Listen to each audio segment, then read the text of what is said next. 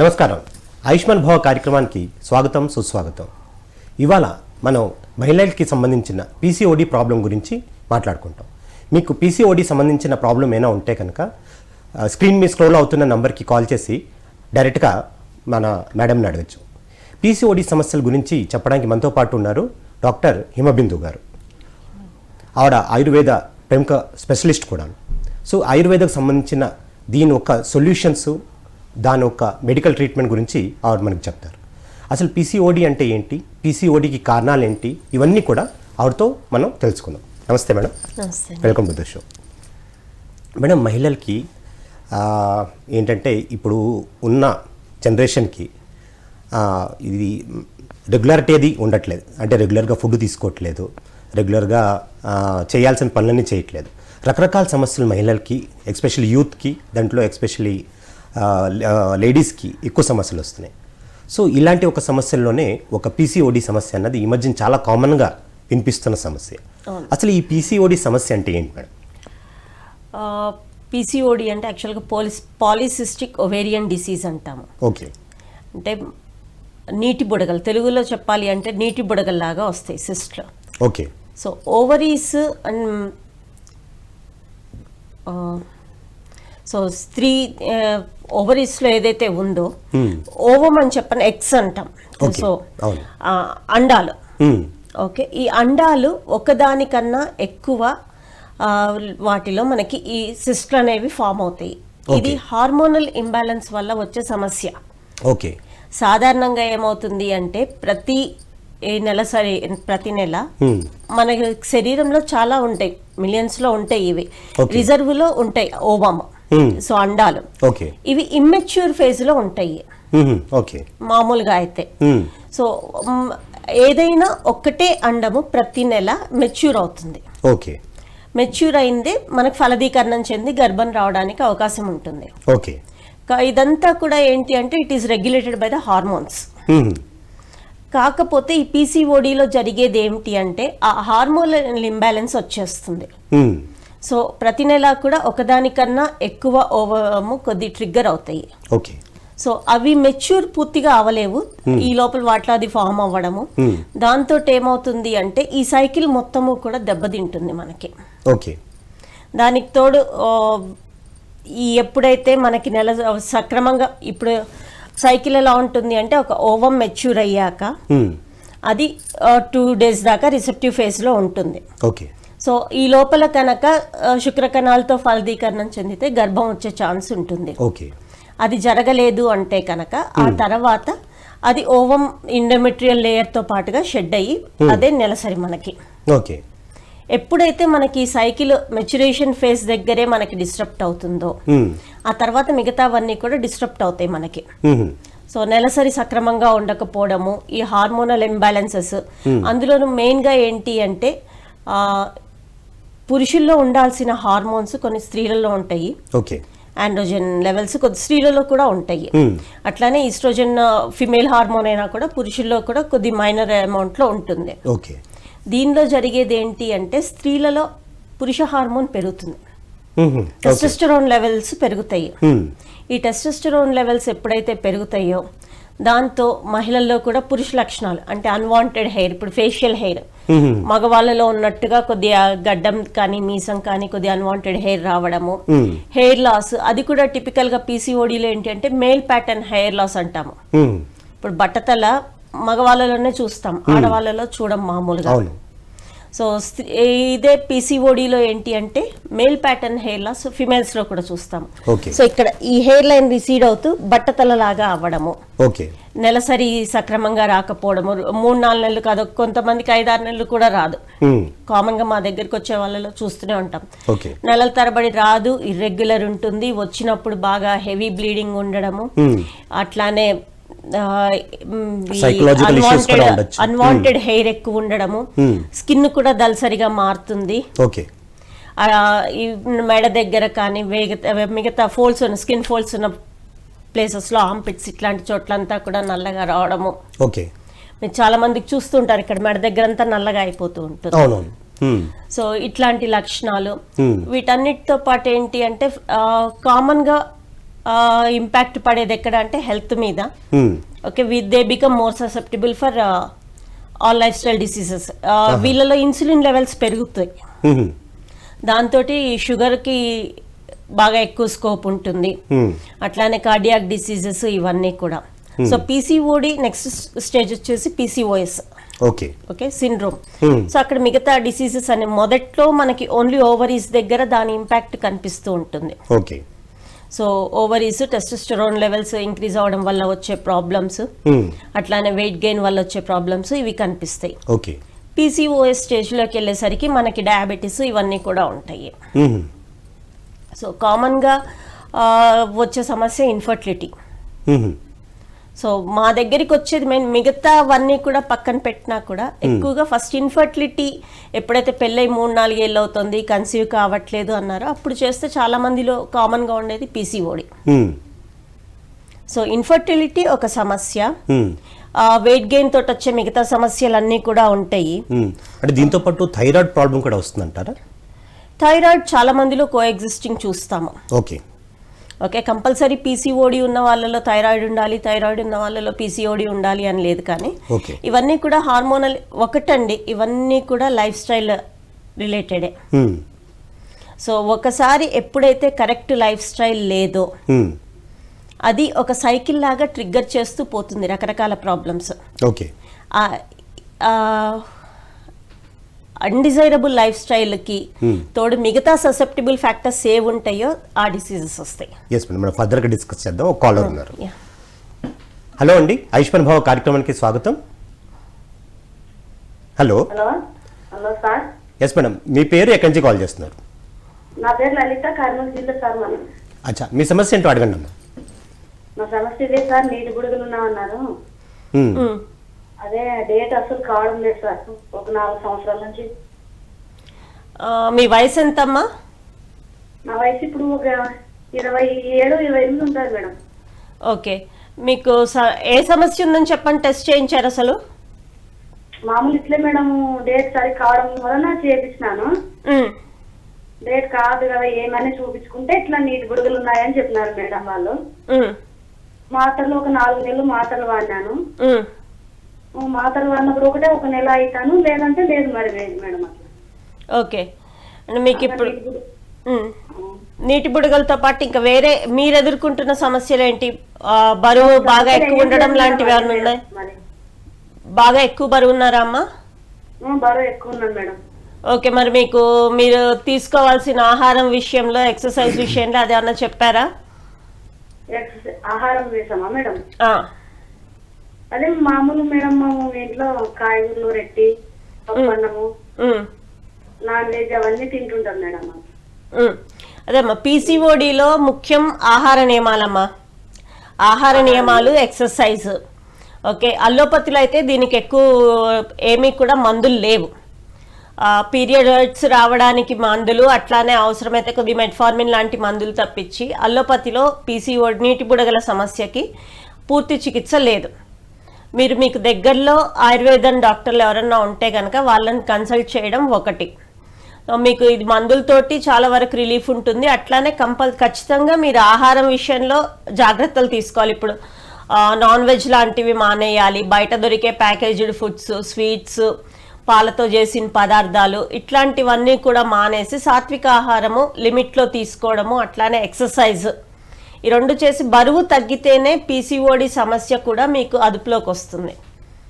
కాబట్టి మీకు పీసీఓడికైనా బరువుకైనా రెండింటికి కూడా ఈ ఆహార నియమాలు, ఎక్సర్సైజ్ కంపల్సరీ అమ్మ.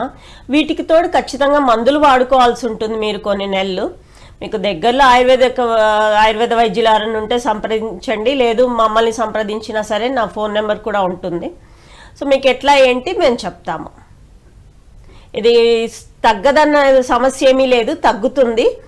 కాకపోతే నియమాలు ఖచ్చితంగా పాటించాల్సి ఉంటుంది. మీరు మేము చెప్పినవన్నీ ఫాలో అవుతే మీకు 3 నుంచి 6 నెలల్లో పీసీఓడి సమస్య దాదాపుగా తగ్గిపోతుంది. ఎస్, మీ సమస్యకి సమాధానం అందిందని భావిస్తున్నాను. Yes madam. సో ఈ పీసీఓడి సమస్యలు అంటే దీనికి కారణాలు ఏమంటారు? కారణాలు ఒకటి జెనెటిక్ ప్రీడిస్పోజిషన్ ఉండొచ్చండి. ఓకే. సో అంటే జెనెటికల్ గా వాళ్ళ పేరెంట్స్ వాళ్ళకి ఉంటే ఇది ఇంట్లో రావడం అంటారా? బ్లడ్ రిలేటెడ్ ఫీమేల్స్ ఎవరికైనా ఉంటే వచ్చే ఛాన్స్ ఎక్కువ ఉంటుంది. ఓకే. ప్లస్ ఇది మెయిన్లీ లైఫ్ స్టైల్ రిలేటెడ్ అండి. ఎవరికైతే సెడెంటరీ లైఫ్ స్టైల్ ఎక్కువ ఉంటుందో, ఎవరికైతే జంక్ ఫుడ్ కానీ అన్హెల్తీ ఫుడ్ హ్యాబిట్స్ ఉంటాయో, అసలు ఎక్సర్సైజ్ లేకుండా ఉండడము, స్ట్రెస్ లెవెల్స్ ఎక్కువ ఉండడము, ఇవన్నీ కూడా ఆల్ దీస్ కంట్రిబ్యూట్. ఓకే. అంటే మీరు ఇప్పుడు ఇది హార్మోనల్ కి రిలేటెడ్ అంటున్నారు కదా, ఇది ఏ హార్మోన్స్ కి రిలేటెడ్ ఉంటుంది మేడం ఇది ప్రాబ్లం? ఇప్పుడు మామూలుగా ఏంటి అంటే every month pituitary FSH follicle stimulating hormone అంటామండి. ఓకే. సో ఆ హార్మోన్ రిలీజ్ అయ్యాక that acts on the follicles. ఒక ఫాలికల్ మెచ్యూర్ అయ్యి ఈ ఫాలికల్స్ నుంచి అది ఓవమ్ అది మెచ్యూర్ అవుతుంది. ఓకే. సో ఆ హార్మోన్ ల్యూటినైజింగ్ హార్మోన్, ఈ రెండు కూడా they play a role okay over మెచ్యూరిటీలో.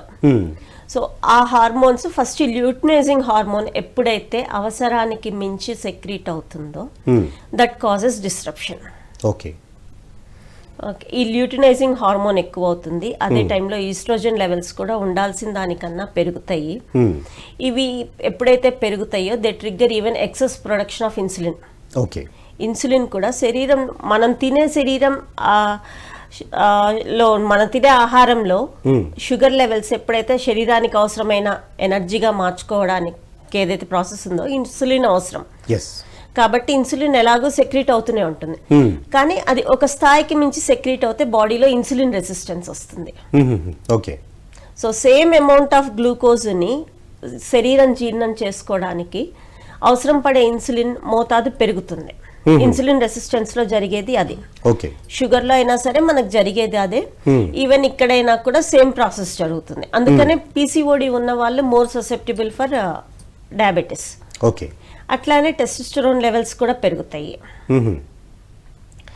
వీటన్నిటితో పాటు ఏమవుతుంది అంటే ఎప్పుడైతే ఈ హార్మోనల్ ఇంబ్యాలెన్స్ వస్తుందో they impact the other organs to, body metabolic rate మీద, వీటన్నిటి మీద కూడా ఇంపాక్ట్ పడుతుంది. దాంతో మిగతా ప్రాబ్లమ్స్ అన్నీ కూడా స్టార్ట్ అవుతాయి మనకి. అంటే ఈ PCOD సమస్యలు ఉన్న వాళ్ళకి సైకలాజికల్ ప్రాబ్లమ్స్ కూడా వస్తాయంటారా? అంటే డిప్రెషన్ ఇలాంటివి, లోన్లీగా ఉండడం, ఇలాంటి ప్రాబ్లమ్స్ కూడా PCOD వల్లనే రాకపోవచ్చు. కాకపోతే స్ట్రెస్ లెవెల్స్ PCODని వర్సన్ చేస్తాయి. ఓకే. కాకపోతే PCOD ఉన్న వాళ్ళకి, అందరికీ కాదు, ఎందుకంటే లీన్ PCOD కూడా ఉంటుంది. సో కొద్ది మంది బక్కగా ఉన్నా కూడా PCOD ఉన్న వాళ్ళు ఉంటారు. Okay. But majority of the PCOD patients లో ఏంటి అంటే ఓవర్ వెయిట్ ఉంటుంది. ఓకే. సో ఓవర్ వెయిట్, దానికి తోడు బాల్డింగ్, ఈ అన్వాంటెడ్ బాడీ హెయిర్, ఇవన్నీ ఏంటి అంటే ఒక రకమైన ఇన్ఫీరియారిటీ క్రియేట్ చేస్తాయి. యాక్నే ప్రాబ్లం కూడా చాలా మందిలో ఉంటుంది. ఓకే. సో సివియర్ హెడేక్స్ రావడం కూడా ఒక వన్ ఆఫ్ ది రీజన్స్ అవుతాయి. అది దీనికి PCODకి దానికి డైరెక్ట్ లింక్ లేదు, కాకపోతే స్ట్రెస్ ఇండ్యూస్డ్ హెడేక్స్ కామన్ ఉంటాయి. సో ఇప్పుడు మీరు ఒక ప్రాబ్లమ్ తో ఉన్న వాళ్ళకి మిగతా వాళ్ళకి కామన్, అక్కడ ట్రిగ్గరింగ్ ఫ్యాక్టర్స్ సేమ్ ఉండొచ్చు. ఓకే. ఓకే. టెన్షన్ హెడేక్స్ కూడా చాలా కామన్. సో ఇప్పుడు వీటన్నిటితోటి ఏంటి అంటే వాళ్ళకి ఆ ఆత్మన్యూనత అనేది ఏర్పడే అవకాశం ఉంది. వాళ్ళు బయటికి వెళ్ళడానికి, తిరగడానికి, అందరిలో మింగిల్ అవ్వడానికి హెసిటేట్ చేయొచ్చు. ఓకే. దానికి తోడు సర్కిల్లో కూడా ఎక్కిరిచ్చే వాళ్ళు, ఊరికేనే ఇచ్చేసే వాళ్ళు ఉంటే it can lead to depression. Okay. కానీ PCOD as such is not a cause of depression. అలాగే వీళ్ళది డైజెస్టివ్ ట్రాక్ ఎలా ఉంటుంది మేడం? అంటే ఫుడ్ ప్రాపర్గా డైజెస్ట్ అవుతుందా?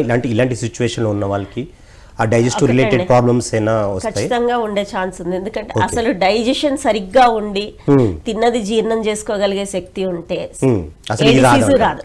ఓకే.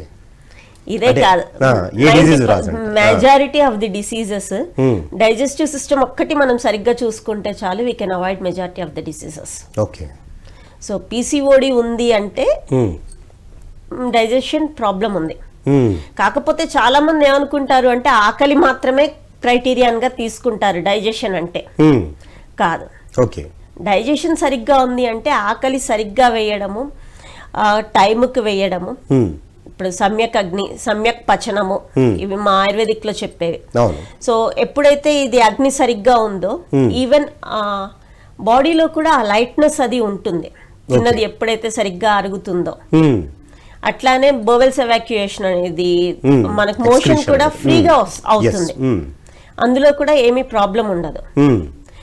దానికి తోడు తిన్న ఆహారం సరిగ్గా డైజెస్ట్ అవుతుంది అంటే బాడీలో ఫంక్షన్స్ అన్నీ కూడా బాగుంటాయి కాబట్టి ఈవెన్ ఈ స్ట్రెస్ లాంటివి కూడా దూరంగా ఉంటాయి. ప్రసన్నాత్మ ప్రసన్నేంద్రియాలు అంటాము. సో ఆ మూడ్ కూడా బాగుంటుంది, అన్నీ కూడా ఈ సెన్సెస్ అన్నీ కూడా ఫంక్షనింగ్ బాగుంటుంది. ఓకే. సో డైజెషన్ సరిగ్గా ఉంది అంటే ఇది మనకి అసలు ఆ బాడీలో కొద్దిగా గ్లూమీనెస్ ఉంది, హెవీనెస్ ఉంది, కాన్స్టిపేషన్ ఉంది, ఇవన్నీ ఉన్నాయంటే డైజెషన్ సరిగ్గా లేదు. ఆకలి మాత్రమే బాగుంది, డైజెషన్ కాదు. ఓకే. సో ఆకలి వేరు, జీర్ణశక్తి వేరు. ఓకే, అగ్ని అంటాం. అగ్ని చాలా ఫ్యాక్టర్స్, అందులో ఆకలి ఒక్క ఫ్యాక్టర్ మాత్రమే. సో వీళ్ళందరిలోనూ కూడా ఏంటి అంటే ఆకలి కన్నా కూడా క్రేవింగ్స్ వల్ల ఎక్కువ తినడం వల్ల. ఇప్పుడు మామూలుగా ఆకలి ఒకప్పుడు ఏంటి అంటే బయట తినడం ఎక్కువ లేదు కాబట్టి ఇంట్లో వండిందే టైంకి ఆకలేసినప్పుడు తినేవాళ్ళం అందరితో పాటు. ఇప్పుడు అట్లా కాదు, బయటికి వెళ్ళామంటే మనకు ఫుడ్ లో చాయిసెస్ చాలా ఉన్నాయి. అసలు ఇంట్లో చేసింది కూడా తీసుకెళ్లకుండా నేను బయట తింటానులే అనేసి వెళ్ళిపోతారు. సో బయట దొరికేది ఏముంది, మాక్సిమం జంకే, హై క్యాలరీ ఫుడ్. అందులో న్యూట్రిషన్ కంటెంట్ లో ఉంటుంది, క్యాలరీస్ ఎక్కువ ఉంటాయి. దానికి తోడు ఆకలి వేసినా వేయకపోయినా ఏదన్నా చూడగానే తినాలనిపిస్తుంది, లేదా మనకు అనిపించకపోయినా పక్కన ఎవరో ఒకళ్ళు అంటారు పోదాం తిందాం పదా అని చెప్పని. సో ఈ క్రేవింగ్స్ తోటి తినేవి ఎక్కువ ఉంటాయి.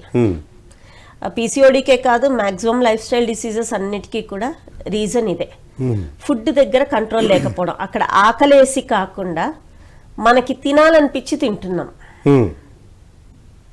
ఎప్పుడైతే అది తగ్గించి ఆకలేసినప్పుడు మాత్రమే, ఆకలి తీరే వరకు మాత్రమే తినడం మొదలెడతామో ఇవన్నీ కూడా పోతాయి. పీసీఓడిలో కూడా మెయిన్ పాటించాల్సింది అది. ఓకే. సో ఆహారం విషయానికి వస్తే సాత్విక ఆహారము, సో నాన్ వెజ్ డైట్ కానీ మిల్క్ ప్రొడక్ట్స్ కానీ ఇట్లాంటివన్నీ కూడా తగ్గించేసేయడము. ఓకే. పీసీఓడి వచ్చిన వాళ్ళకి, పీసీఓడి వచ్చిన వాళ్ళకి ప్రివెంట్ చేసుకోవాలనుకునే వాళ్ళు కూడా. ఓకే. ఓకే, ఇప్పుడు ఫ్యామిలీలో అక్కకో చెల్లెలికో ఉంది, వాళ్ళకు కూడా రావచ్చు. మదర్కు ఉంది, వచ్చే ఛాన్స్ ఉంది. లేదు కొద్దిగా ఆల్రెడీ ఓవర్ వెయిట్ ఉన్నారు, రిస్క్ ఉంది. థైరాయిడ్ లాంటివి ఆల్రెడీ ఏదో ఒక హార్మోనల్ ఇంబ్యాలెన్సెస్ ఉన్నాయి, even that can cause a problem. ఒకటండి, ఫుడ్లో ఎప్పుడు కూడా ప్రిజర్వేటివ్స్ ఉన్నవి ఎంత తక్కువ వాడితే అంత మంచిది. ఓకే. సో మీరు బయట రెడీ టు మేక్ ఫుడ్స్ అన్నీ కూడా ప్రిజర్వేటివ్స్ ఎక్కువ ఉండేవే. ఓకే. అట్లానే ఈ సాసెస్ ఇట్లాంటివన్నీ కూడా. సో ప్రిజర్వేటివ్స్ ఉన్నవి, రెడీ టు ఈట్ ఇవన్నీ కూడా ఎంత మానేస్తే అంత మంచిది. ఓకే. అట్లానే రీఫ్రిజిరేటర్, ఒకసారి వండింది మళ్ళీ ఫ్రిడ్జ్లో పెట్టి మళ్ళీ తీసి రీహీట్ చేసి అట్లా. సో ఒకసారి ఫ్రిడ్జ్లో పెట్టి తీసాము అంటే ఎట్లయినా దానికి కొద్ది ఇది అవుతుంది. సో గురుత్వం అంటాము, అంటే హెవీ టు డైజెస్ట్. ఓకే. కాబట్టి వీళ్ళని ఎంత వరకు అవసరమో ఏ పూటకు ఆ పూట అంతవరకే వండుకోవడం, వేడివేడిగా తినడం. ఒకసారి వండింది మళ్ళీ మళ్ళీ రీహీట్ చేయడం it's not good. Okay. Okay. అట్లానే మిల్క్ ప్రొడక్ట్స్లో కూడా ఈ చీజ్ ఇవన్నీ కూడా ఇవాళ రేపు వాడకం బాగా ఎక్కువైంది. ప్లస్ ప్రోటీన్ అనగానే చాలా మంది పన్నీరే అంటారు. ఇప్పుడు మేము అసలు మిల్క్ ప్రొడక్ట్స్ అవాయిడ్ చేయమంటే అందరు నాకు పన్నీర్ సోర్సెస్ ఇంకేంటి అంటారు, ఇది ప్రోటీన్ సోర్సెస్. పన్నీర్ అవాయిడ్ చేయడానికి చాలా మంది హెసిటేట్ చేస్తున్నారు.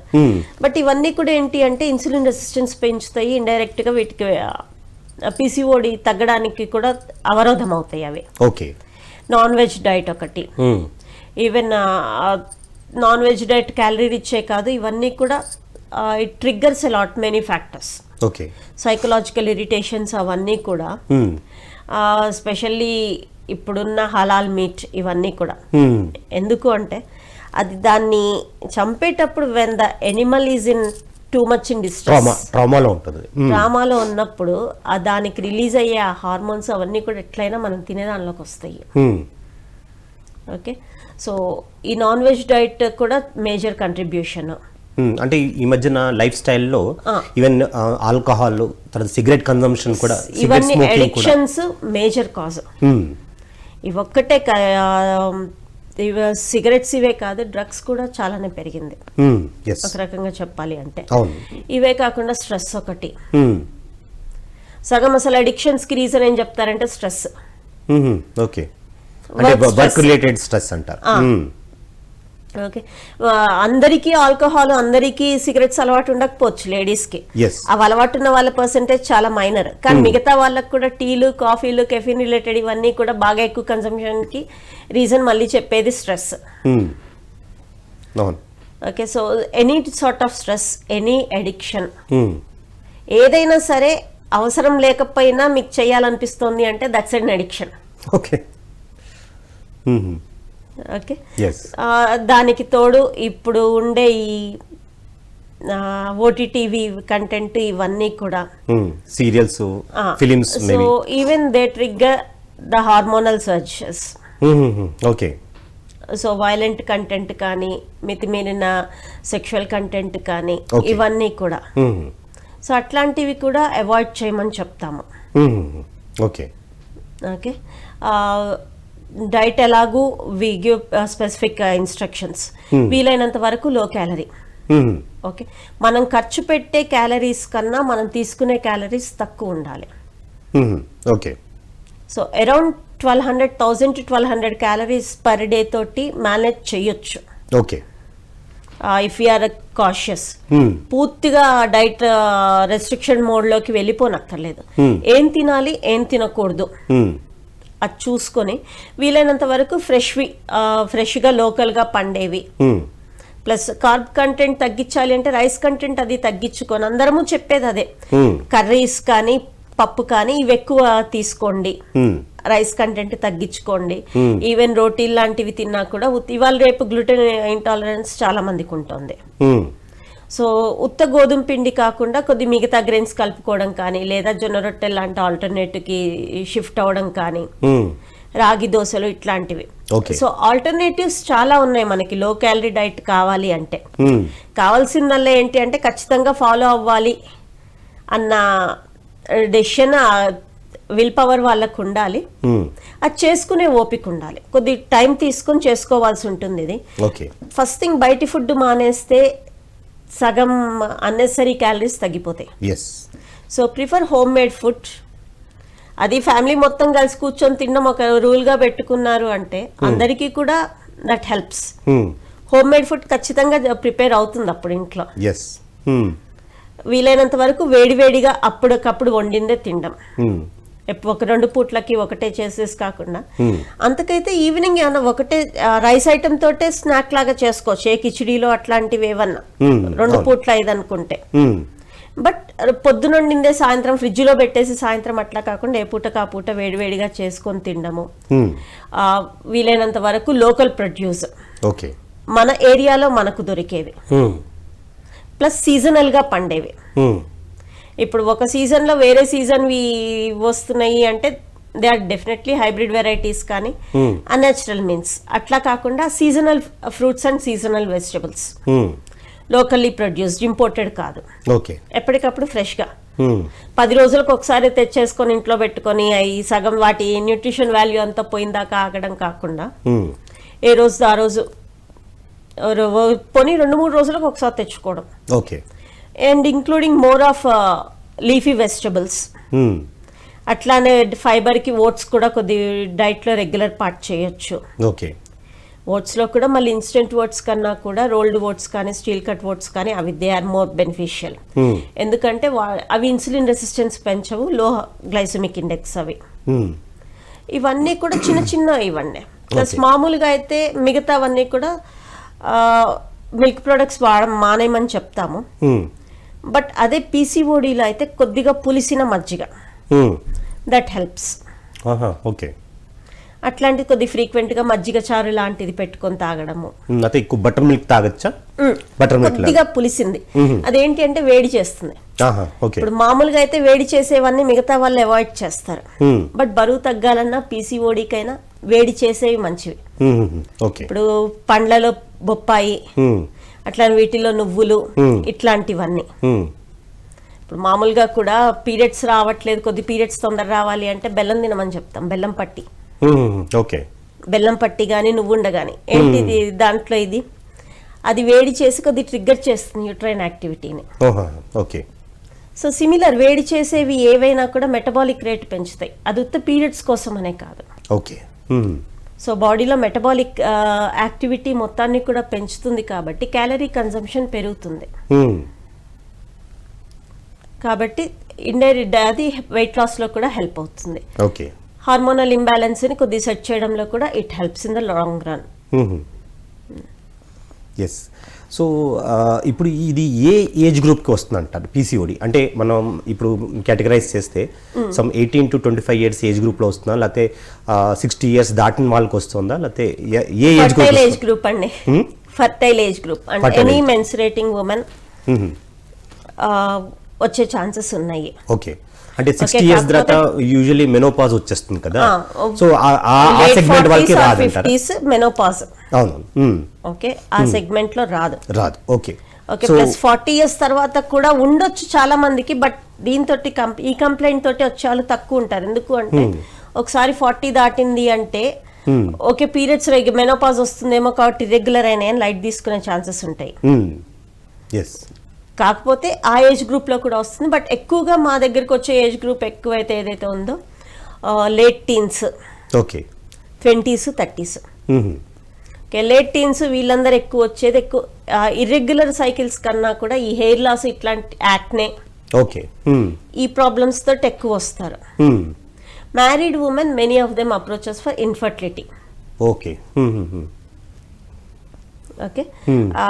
ఎందుకంటే ఇవి ప్రాబ్లమ్స్ చాలా ఉన్నా కూడా ఎప్పుడైతే దట్ ఇంపాక్ట్స్ దెమ్ అప్పుడు మాత్రమే అప్రోచ్ అవుతారు. బట్ రావడం అయితే అన్ని ఏజ్ గ్రూప్స్ లోనూ వస్తుంది. Fertile age, so fertile age group అంటే మెన్సురేట్ ఎనీ మెనార్కే టు మెనోపాజ్ అంటాం. అంటే పీరియడ్స్ స్టార్ట్ అయిన దగ్గర నుంచి పీరియడ్స్ పూర్తిగా ఆగిపోవడం వరకు. సో అది 12 ఏళ్ళకు కావచ్చు, 13 ఏళ్ళకు కావచ్చు, ప్లస్ 50+ దాకా కూడా మెనోపాజ్ డిలే అవుతుంది చాలా మందికి. ఓకే. సో కొంతమందికి 40s లో వస్తుంది మెనోపాజ్, కొంతమందికి 50s లో వస్తుంది. బట్ టిల్ మెనోపాజ్ వచ్చే ముందు వరకు కూడా పీసీఓడికి ససెప్టిబిలిటీ ఉంటుంది, but more in 20s and 30s. Okay. So madam, కొంతమంది మహిళలకి ఫస్ట్ చైల్డ్ డెలివరీ అయిన తర్వాత పీసీఓడి సమస్యలు వచ్చే అలాంటి ఏమైనా కేసెస్ కూడా ఉంటాయా? ఉంటాయండి. ఓకే. ఒకటి పీసీఓడి సమస్య ముందు నుంచి కూడా ఉండుండొచ్చు, బట్ ఓవం కనుక ఫర్టైలైజ్ అయ్యి మెచ్యూర్ అయ్యి ఫర్టిలైజ్ అవుతే టైం ఫర్టిలైజ్ అయితే ఓకే కన్సీవ్ అయి ఉండొచ్చు. Okay, that's one possibility. లేదా మొదటి ప్రెగ్నెన్సీ టైంకి పీసీఓడి అసలు ఉండకపోవచ్చు. ఓకే. ఆ తర్వాత ప్రెగ్నెన్సీ తర్వాత ఏమవుతుంది అంటే వీళ్ళు రెస్ట్ తీసుకోవాలని చెప్పని, ఇద్దరి కోసం తినాలని, ఇవన్నీ అయి కొద్ది ఫుడ్ ఎక్కువ తీసుకోవడము, టోటల్గా సెడెంటరీ లైఫ్కి వెళ్ళడము, ఇవన్నీ జరుగుతాయి. ఓకే. ఆ తర్వాత కూడా పిల్లల మీద ఫోకస్ తోటి వీళ్ళ హెల్త్ని వీళ్ళు పట్టించుకోరు. సో వీటన్నిటితోటి వెయిట్ గెయిన్, మిగతా పిల్లల నుంచి స్ట్రెస్, ఇవన్నీ కూడా they can become contributory factors. PCOD తర్వాత కూడా వచ్చే ఛాన్సెస్ ఉన్నాయి. ఎస్. సో ఇప్పుడు సమస్యల గురించి మాట్లాడుకున్నాం, ఏజ్ గ్రూప్ గురించి మాట్లాడుకున్నాం. దీన్ని అంటే ఈ పీసీఓడి సమస్య నుంచి బయటకు రావడానికి ఆయుర్వేదిక్ చిట్కాలు ఎన్నో ఉన్నాయో మాకు చెప్తారా? ఇది చిట్కాలతోటి పోయేది కాదండి. ఓకే. సిస్టమాటిక్ గా ట్రీట్మెంట్ తీసుకోవాల్సిందే. ఓకే. అది కూడా లాంగ్ రన్ కొన్ని నెలల ట్రీట్మెంట్ తీసుకోవాల్సి ఉంటుంది. ఓకే. సో ఆయుర్వేదిక్లో ఏంటి అంటే, ఒకటి మేము ఆ టైంలో దోషాల చూస్తాము, ధాతువుల చూస్తాం, దాన్ని బట్టి చూస్తాము. బట్ మెయిన్ వచ్చేసి దీనికి మందులు అందరికీ పెడుతూనే ఉంటాము. ఓకే. ఎట్లా అంటే అది హార్మోనల్ ఫంక్షన్ని రెక్టిఫై చేయడానికి పెడతాము, వెయిట్ లాస్కి పెడతాము, రీప్రొడక్టివ్ సిస్టమ్ మీదనే యాక్ట్ చేసేవి అంటే పీరియడ్స్ని రెగ్యులేట్ చేయడానికి వాడేవి అవి కూడా పెడతాం. ఓకే. మిగతా ఇప్పుడు మీకు అలోపతిలో వాడే అలోపతిలో ఏంటి అంటే హార్మోన్ పిల్స్ ఇస్తారు పీసీఓడిలో పీరియడ్స్ని రెగ్యులేట్ చేయడానికి. ఓకే, హార్మోనల్ పిల్స్ ఇస్తారు. యా. సో అవి వాడుతున్న రోజులు ఎలాగో కన్సీవ్ కాలేరు. సో అవి ఆపేశాక కూడా మళ్ళీ కొద్ది రోజుల్లో మళ్ళీ ట్రిగ్గర్ అయ్యే ఛాన్స్ ఉంటుంది. బట్ మేము ఇచ్చే ట్రీట్మెంట్ తోటి ఏంటి అంటే, ఇది హార్మోనల్ పిల్ కాదు, దాన్ని రెగ్యులేట్ చేయడానికి, ఓవరీస్ స్టిమ్యులేట్ చేయడానికి, యుట్రస్ని ఓవరీస్ని హెల్దీగా చేయడానికి ఇస్తాము. ఓకే. సో మావి ఇవి వాడుతున్నప్పుడు కూడా కన్సీవ్ అయ్యే ఛాన్సెస్ ఉంటాయి. ఇవి వాడుతున్నప్పుడు కన్సీవ్ అయిన ప్రాబ్లం కాదు. ఆపేసిన వెంటనే మళ్ళీ పీరియడ్స్ ఇర్రెగ్యులర్ అయ్యే రిస్క్ కూడా ఉండదు. ఓకే. ఓకే, వీటితో పాటుగా ఏంటి అంటే మేము వస్తి చికిత్స అని చేస్తాము. వస్తి కర్మ అంటే it's sort of medicated enema. Okay. అది ఒక్కొక్కరు వాళ్ళలో మెయిన్ ఏ ప్రాబ్లం ఉంది అన్న దాన్ని బట్టి మేము వాడే ద్రవ్యాలు మారుతూ ఉంటాయి, కానీ మెయిన్ వచ్చేసి వస్తి చికిత్స. ఓకే. అట్లానే ఇప్పుడు అన్వాంటెడ్ హెయిర్ ఉన్న ఎక్సెస్ బాడీ వెయిట్కి వీటన్నిటికీ కూడా ఉద్వత్తనం అని చెప్పని పౌడర్ మసాజెస్ అవి ఉంటాయి, ఆ ట్రీట్మెంట్స్ నడుస్తాయి. ఓకే. సో బేసిక్గా మాది వచ్చేసి ఏంటి అంటే ఒకటి మెడిసిన్స్, రెండు పంచకర్మ. ఆ పంచకర్మ కూడా మెయిన్ వస్తీ అయినా సరే కొంతమందిలో విరేచనం కానీ వమనం కానీ ఇట్లాంటివి కూడా అవసరాన్ని బట్టి చేస్తాము. ఓకే. పంచకర్మలు ఏంటి అంటే డీటాక్సిఫికేషన్ ప్రొసీజర్స్. సో ఒకసారి ఆ డీటాక్సిఫికేషన్ అయింది బాడీలో అంటే అసలు ఆ ప్రొసీజర్లోనే సగం వెయిట్ లాస్ కూడా అవుతుంది, హెల్త్ ఇంప్రూవ్ అవుతుంది. ఎందుకంటే బాడీలో ఎక్సెస్ టాక్సిన్స్ అన్ని ఫ్లష్ అవుట్ అవుతాయి కాబట్టి సిస్టమ్స్ అన్నిటి పనితీరు కూడా మెరుగు అవుతుంది. ఓకే. సో ఆ తర్వాత వాళ్ళు కన్సీవ్ అయినా కూడా child will be of a better health అంతకుముందు కన్సీవ్ అయిన దాంతో పోలిస్తే. ఓకే. సో ఈ ట్రీట్మెంట్కి యూజువల్గా ఎంత టైం తీసుకుంటుంది?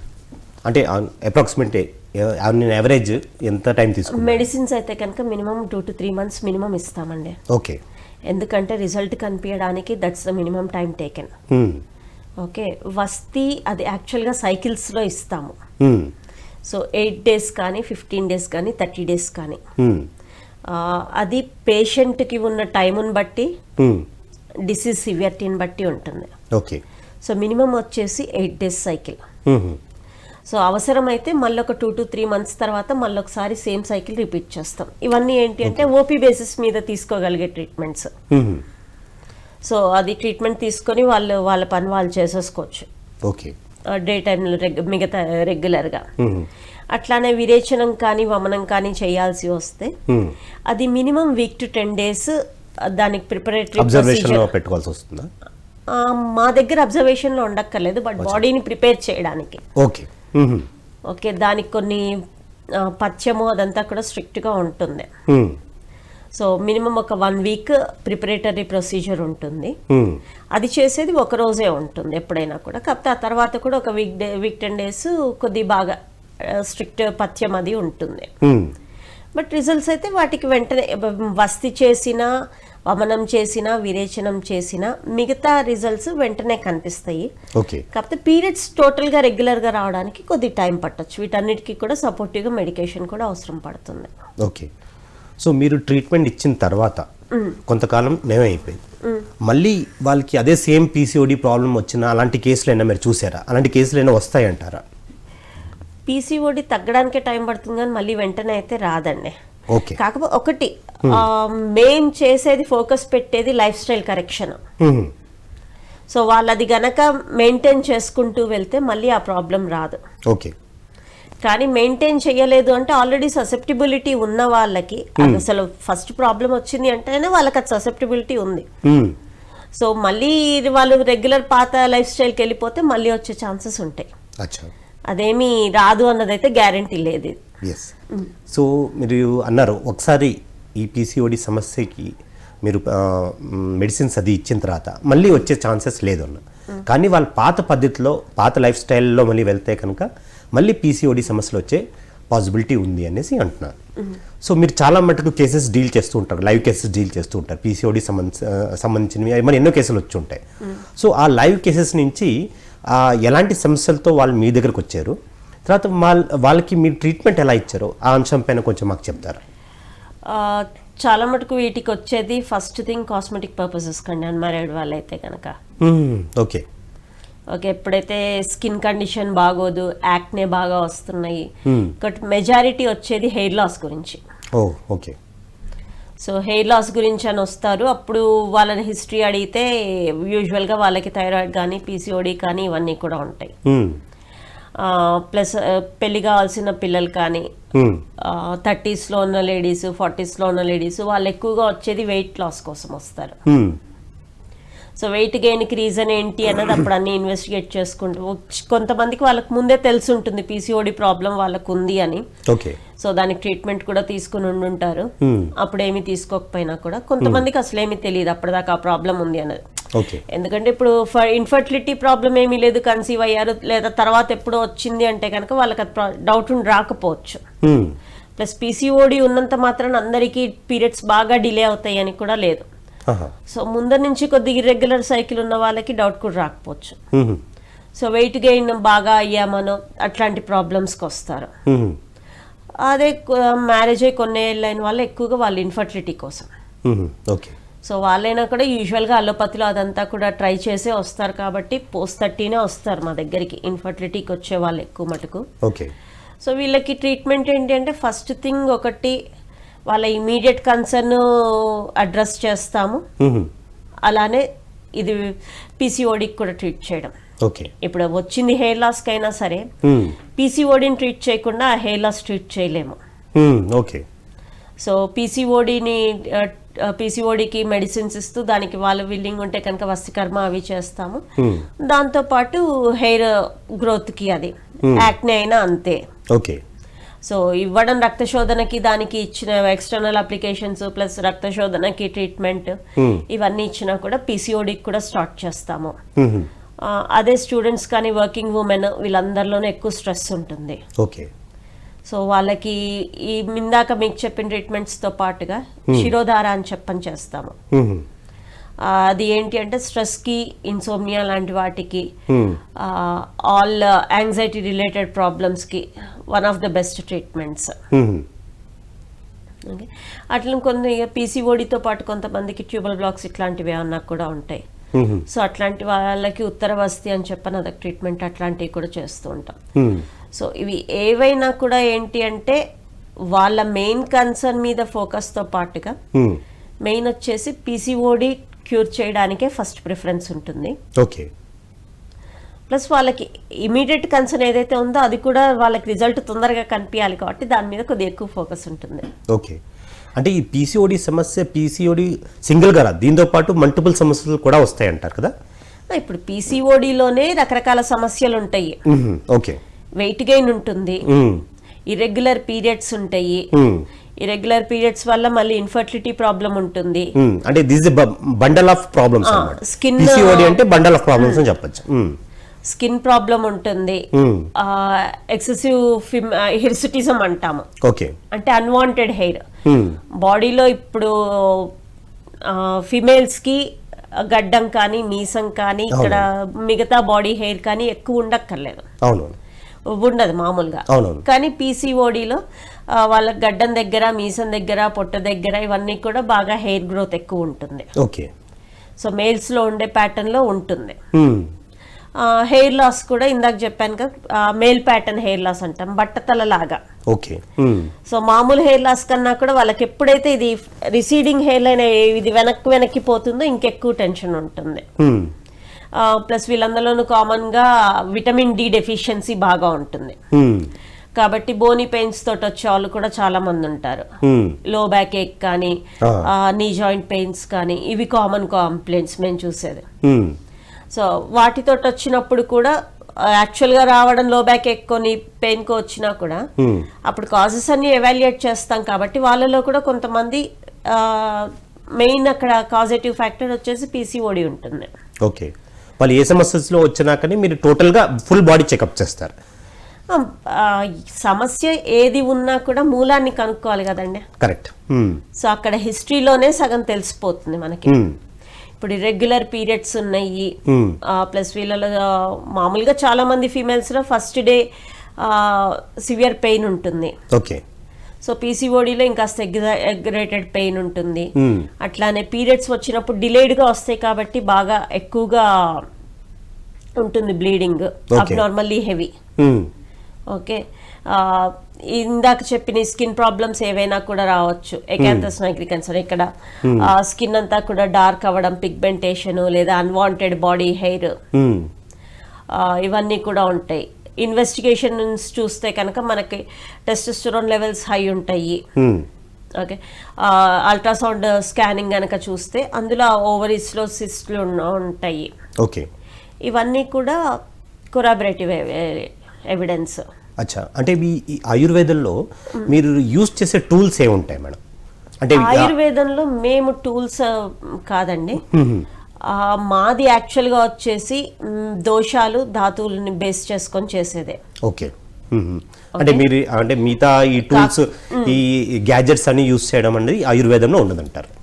ఇవన్నీ కూడా ఆయుర్వేదిక్ డయాగ్నోసిస్ కోసం అయితే అక్కర్లేదండి. ఓకే, నాడీ పరీక్ష చాలు మాకు సగం చేయడానికి. ఓకే, ఓకే, కాకపోతే ఏంటి అంటే ఇవన్నీ కూడా ఇప్పుడు మేము చేయిస్తున్నామంటే ఒకటి డాక్యుమెంటరీ ఎవిడెన్స్, ఓకే, ఇంకోటి మోడర్న్ మెడిసిన్ లో వచ్చిన ఏవైతే అడ్వాన్స్మెంట్స్ ఉన్నాయో డయాగ్నోసిస్ అవన్నీ కూడా we're making use of them. Okay, కానీ వాటి అవసరం లేదంటారు. కానీ వచ్చిన పేషెంట్ కోసం అంటే వాళ్ళకి ప్రూఫ్ కావాలి కాబట్టి యాజ్ ఎ సేఫ్ సైడ్ మీరు తీసుకుంటున్నారు. వచ్చిన పేషెంట్ కనే కాదు, ఈవెన్ మాకు కూడా సేఫ్ సైడ్ ఉండడానికి. ఓకే, ఓకే, ప్లస్ ఏంటి అంటే ఒకసారి ఇప్పుడు పేషెంట్ కూడా ఈ మనం మధ్య మధ్య రిపీట్ చేస్తున్నప్పుడు వాళ్ళకి ఎప్పుడైతే ఆ ఇంప్రూవ్మెంట్ కనిపిస్తుందో even they are more confident about the treatment. Okay, మాకు డాక్యుమెంటరీ ఎవిడెన్స్ ఉండడమే కాకుండా పేషెంట్కి అసలు బాడీలో కనిపించే changes they are more than enough. కానీ ఎప్పుడైతే ఈ టెస్ట్ల రిజల్ట్స్ లో కూడా తేడాలు కనిపిస్తూ ఉంటాయో వాళ్ళకి ఇంకాస్త నమ్మకం పెరుగుతుంది.